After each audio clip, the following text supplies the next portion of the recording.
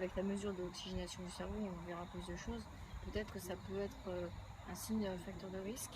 Et aussi surtout à la rééducation, voir l'évolution des capacités physiques autogérées sur une base d'autogestion de son effort et d'oxygénation du cerveau, voir comment cela évolue avec l'entraînement et la rééducation.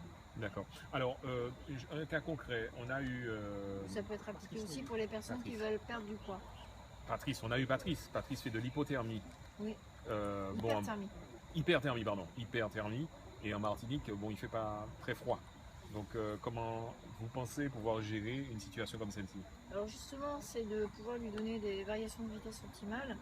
Des variations de vitesse, on accélère, on ralentit, puisqu'en fait, la production de chaleur endogène, celle qu'on fabrique nous-mêmes, est proportionnelle à la puissance mécanique. C'est-à-dire que l'être humain étant une machine comme n'importe quelle machine thermique et électrique, on a un rendement de 25%. Parce que même électrique, il faut produire l'électricité. Donc, in fine, c'est toujours 25% de rendement. Donc, on dégage pour 25% d'énergie de mouvement mécanique, on a 75% de chaleur qui s'accumule. Et donc, notre problématique, c'est de rester toujours à entre 37, entre 36 et 42 degrés. À l'arrivée d'un marathon, même quand on n'a pas d'hyperthermie, on est à 41 degrés. Mais si on n'avait pas ces facteurs de régulation, on monterait à plus de 100 degrés. Donc pour éviter d'avoir cette montée de température, il faut savoir réguler déjà sa vitesse, puisque la production de chaleur, comme je le disais, est proportionnelle à la production d'énergie de mouvement. Donc si on va un petit peu moins vite, on va se refroidir, etc. etc.